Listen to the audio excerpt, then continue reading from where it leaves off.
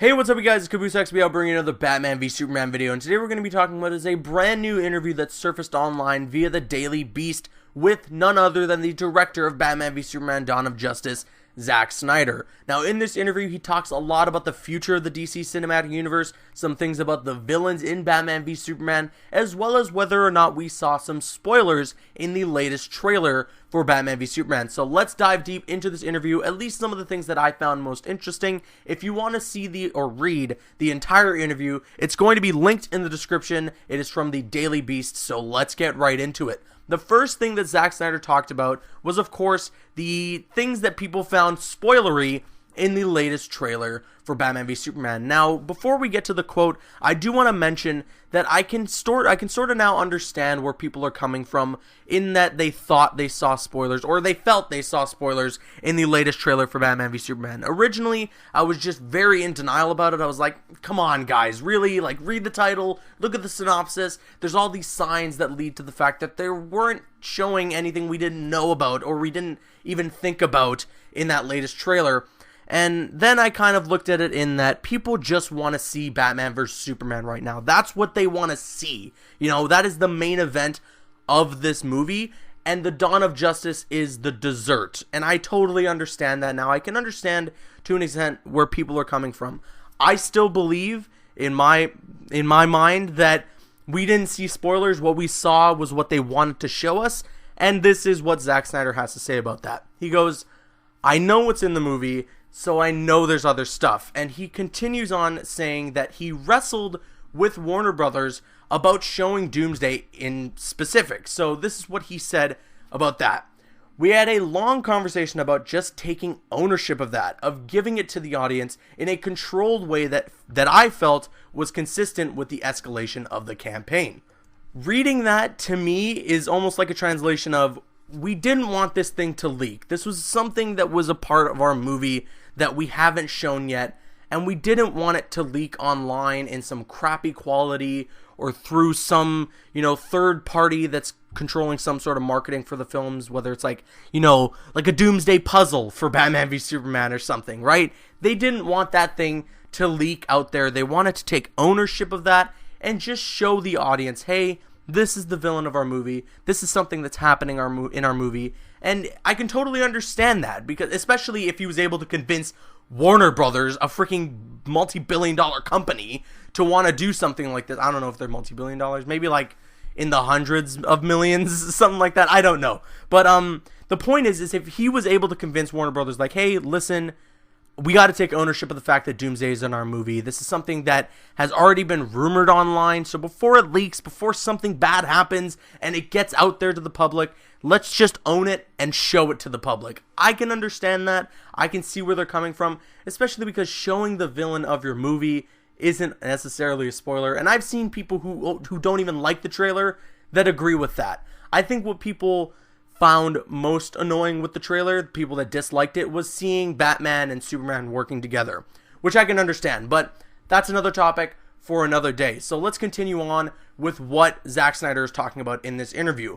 We all know as well that last week he teased some thoughts about the villain for the Justice League in an interview for this like Doritos commercial thing. He was doing an interview and he said this: in a weird way, Justice League is the next step for these characters to form a bigger team. He then goes on to say maybe there's a bigger enemy to fight. Now, in the Daily Beast article, he mentions, well, you have Doomsday, right? He doesn't just crawl out of the ground. He has his own mythology, right? So that has to be explored. Now, I kind of got to thinking when I read this quote. Basically, what he's saying is, whoever Doomsday is, however Doomsday is created, is going to have some form of tie to what's going on with the Justice League villain. And here is my theory. Quote this if I'm right when the Justice League movie comes around. I think, of course, Lex Luthor creates Doomsday, but I think that he creates Doomsday with the form of some sort of advanced technology. Some technology that leads ties to Brainiac. Using this technology to create Doomsday alerts Brainiac of his whereabouts, bringing Brainiac to Earth. When Brainiac makes his way to Earth, the Justice League form to stop him, and Brainiac attacks.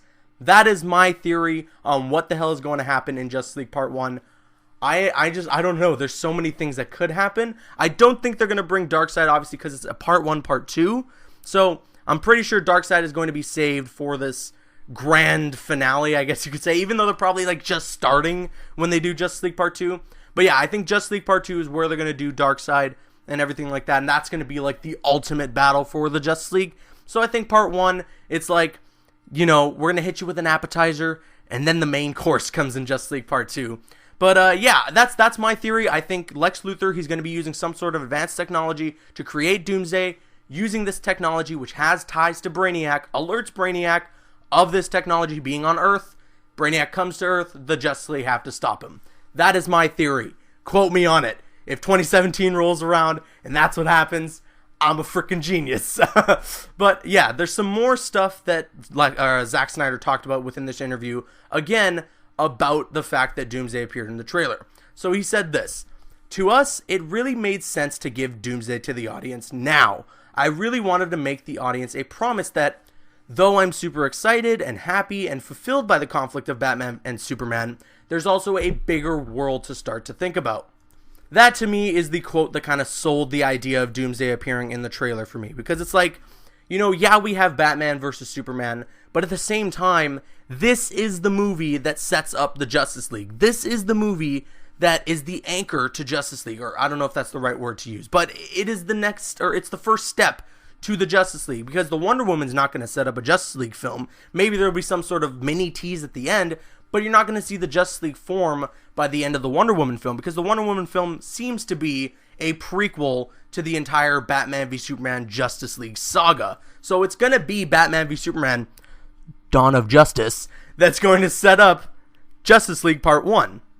So you got to show hints of that in the marketing, because even if people don't see the movie, they saw the trailer and they're like, Batman, Superman, and Wonder Woman are working together. Now they're coming together with a full team in the Justice League film. And you get that through the marketing. And it's also kind of a curse and a blessing at the same time, because it's like, we get to see this stuff happening. We get to see it form before we see the film. But at the same time, it's like, we have to before the film, because it's like a necessity because of the fact that Justice League comes out so soon after Batman v Superman. So yeah, it's like a blessing and a curse. I think it's alright. I really don't mind seeing Doomsday in the film, especially through the trailer, because all films have a villain, and you gotta see that. Obviously, Lex Luthor is a villain, but he's gotta have something to take down Batman and Superman. So whether that was a mech suit or him creating Doomsday, we were gonna see it one way or another. Now, the last thing that Zack Snyder had to talk about in this interview was the future of the DC Cinematic Universe and the bringing together of the Justice League, and this is what he had to say about it. "It is constantly evolving, but we're starting to get a handle on where we're going with the world," he said. "That's fun because it allows us now to be driving toward a goal that we don't have to make up as much. The rules can be the rules, and the movie can exist in a closed universe. It allows us to tie things together. If there's a movie over here doing this, and we're over here doing this, now we're all on the same page. It allows for a coherent universe, which is important," he added. "I think that makes the experience a little more satisfying because we know where we're going, so the misdirects can be stronger and the reveals can get bigger." That just reassures me there's a lot more to find out about in the DC Cinematic Universe, whether that's with Batman v Superman or the future beyond Batman v Superman. So what do you guys think of this interview? Let me know your thoughts in the comments section below. Again, you can read the full interview in its entirety. The link is in the description. I'm CaboosXBL. Please follow me on Instagram and Twitter, and like me on Facebook. Those links are in the description. Like, favorite, comment, and subscribe. See you guys later.